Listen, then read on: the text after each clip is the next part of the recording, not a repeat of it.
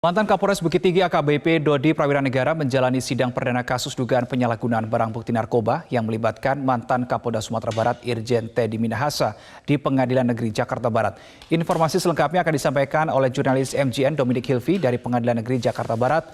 Selamat sore Dominic, bagaimana hasil sidang pembacaan dakwaan hari ini? Baik Reno.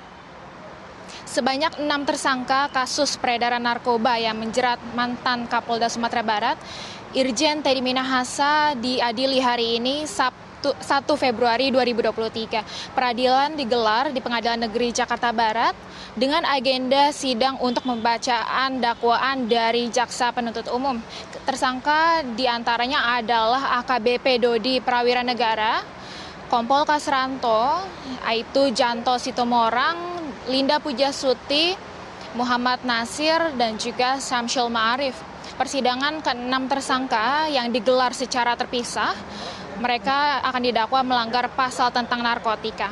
Sidang pembacaan dakwaan digelar pada pukul 11 waktu Indonesia Barat.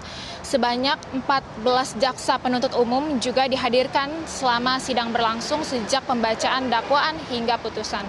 Sementara itu, Irjen Pol Teddy Minahasa dijadwalkan akan menjalani sidang perdana di Pengadilan Negeri Jakarta Barat pada Kamis 2 Februari mendatang. Agenda sidang yang akan dijalani yakni adalah pembacaan dakwaan terhadap Teddy dari Jaksa Penuntut Umum. Selain itu, Adriel Pubra, tim penasihat hukum AKBP Dodi Prawiranegara mengatakan bahwa pembacaan dakwaan sidang perdana 4 terdakwa lainnya yakni Dodi Prawiranegara dan juga Syamsul Ma'arif, Linda Pujasuti dan juga Kasranto, pihaknya mengharapkan keadilan untuk para kliennya karena ketiga kliennya yakni Dodi Prawiranegara, Syamsul Ma'arif, dan juga Linda Pujasuti akan bisa menjadi justice collaborator. Meski kemarin sempat tidak dikabulkan oleh LPSK, tapi itu semua akan tergantung pada majelis hakim. Menurutnya, 3 terdakwa ini adalah saksi kunci yang membongkar kasus ini. Selain itu, Adriel mengatakan bahwa dari awal Dodi tidak mempunyai niat. Namun setelah membaca dakwaan, pihaknya kecewa meski dalam formil sudah cukup cermat. Tapi dalam materi pokok perkaranya pihaknya merasa tidak benar. Karena menurutnya di dalam dakwaan itu disebutkan bahwa WhatsApp Teddy Minahasa kepada Dodi itu adalah arahan yang dimaknai itu adalah perintah dan arahan itu tidak mempunyai otoritas karena Dodi memang bawahannya secara pangkat. Dengan demikian garis komando yang tidak bisa dibantah. Selain itu, pihaknya tidak mengajukan eksepsi, namun nanti pihaknya akan mengajukan eksepsi dalam bentuk pledoi pembelaan secara material. Selain itu, pihaknya juga menegaskan bahwa jika Teddy Minahasa tidak menyuruh Dodi, ini semua tidak akan terjadi. Menurutnya, ini adalah perintah atasan terhadap bawahan yang merupakan garis komando kepolisian. Selain itu, perkara ini juga bermula dari Polres Jakarta Pusat yang menangkap HE dan juga MS dengan barang bukti sabu yang dikemas dalam 2 buah kantong plastik dengan berat 40 kg.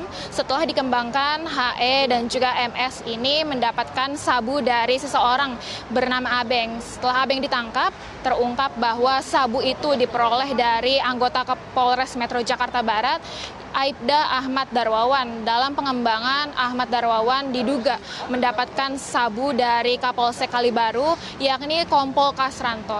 Kompol Kasranto mengaku berhubungan dengan anggota Polsek Tanjung Priuk, yakni Aibtu Janto Sitomorang, untuk mendapatkan barang bukti sabu itu. Kasranto juga mengaku mendapatkan sabu itu dari Linda. Diketahui Linda kerap bertemu dengan tersangka Arif. Selain itu, petugas juga melakukan penggeledahan di kediamanan di Kebon Jeruk dan juga menemukan 1 kg sabu. Selain itu, petugas menemukan barang bukti sabu seberat 2 kg dari tangan Dodi.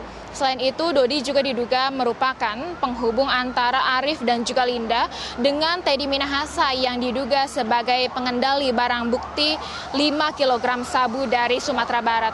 Kemudian tersangka DG diduga berperan sebagai pengedar sabu-sabu yang dikendalikan oleh Teddy Minahasa. Dia diduga telah mengedarkan 1,7 kg sabu ke Kampung Bahari di Jakarta Utara.